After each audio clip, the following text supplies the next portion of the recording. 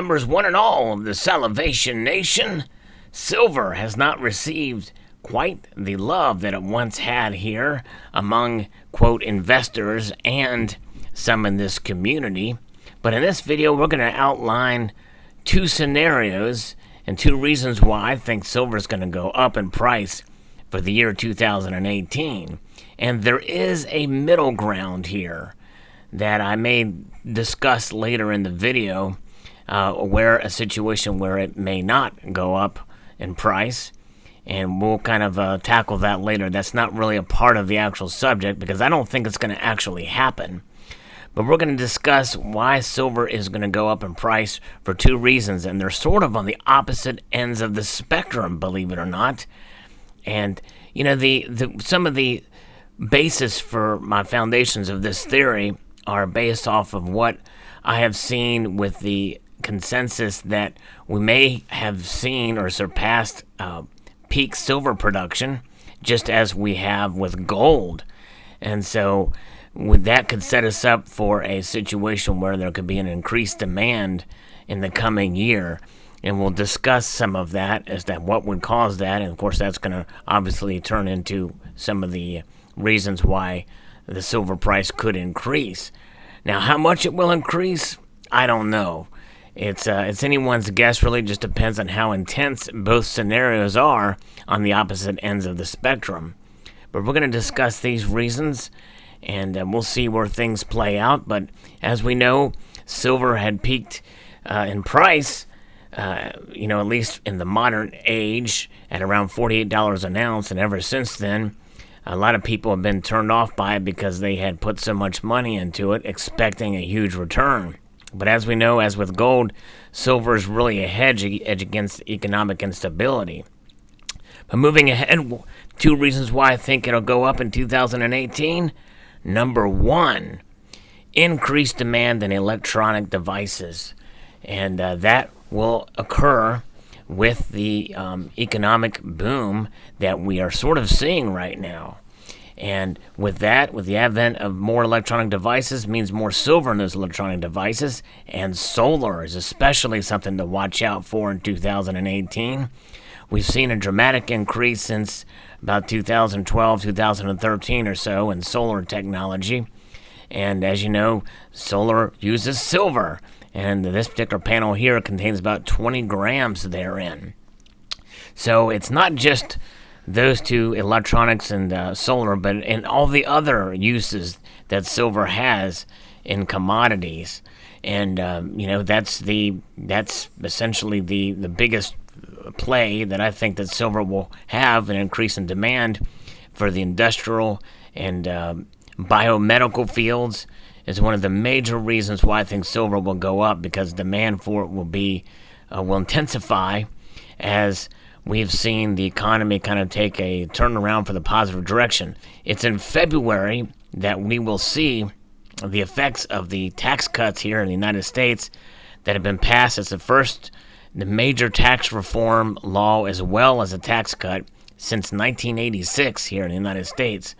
And this could translate into larger economic activity happening here over the next few years in the United States. But because of the corporate rate going down from 35 to 21%, other nations may take note and decrease and cut taxes for their corporate rates as well in order to compete with the United States. And if that happens, then you will see the economies in those other nations, I think, pick up as well. And that just means good news for everyone, because then there's going to be more demand for products and a lot of luxury items, a lot of things that people may not buy otherwise. And I think that silver, being is its use for not only entertaining electronics, but also for production electronics and biomedical field, and all sorts of different sources that it can be used. And now we're looking at some coins in a bar here right now, and that will mean that these prices will go up as well, because I think when people notice the price is going up, people will start to buy more, which means that it could take a squeeze on supply a little bit. And who knows, maybe even the silver pouring community will prosper during this time, and those who pour silver bars will see demand increase for their products. That's sort of a side note, but so that's the one end, an economic boom. If the economy goes on the opposite direction, which there is a chance, I believe that a lot of the quantitative easing aspects, quantitative easings 1, 2, and 3, have yet to come back and really bite us. In fact, some theorize that because of the tax cuts, that we're going to see a lot of that money repatriated, which means it'll be an increase in the monetary supply here in the United States, which could lead to inflation, even possibly a hyperinflation, and how that can be staved off. And I think some of that could happen very quickly. A lot of the stock market has been artificially inflated because of this. And then you have on top of that what is known as the Trump boom and this tax cut boom. It could come all crashing down because even the legitimate gains on top of the artificial gains as the basis, it could all come crashing down. And then you will see the precious metals go up, and silver will fall right in line with gold and just possibly skyrocket. So there's your two scenarios where there is in 2018 we'll see silver go up in price. Now, I would much prefer the first scenario where the economy does well for everybody around the world, really. But there is a chance that the economy could decline or even tank. It's hard to say, but nonetheless, I think in both those scenarios we're going to see silver rise in 2018. Now, what about this middle ground that I mentioned earlier in the video? Well, the middle ground is a scenario where we don't get above 3% growth and we go back to a stagnant, or what's known as stagflation, where the economy is hovering around 2% growth, puttering along 1% like happened for most of the Obama years. And if that happens, then I'm going to think you're going to see just things go as they are, and silver will hover around where it is now, or possibly even go down just a little bit in price because there's not going to be the demand for electronics. People are going to be weary about investing in other enterprises and new business and the like. And so in that scenario, which I think is relatively unlikely, then we will see silver stay at a steady price point, or maybe decrease a little bit in price, steadily decrease through the year 2018.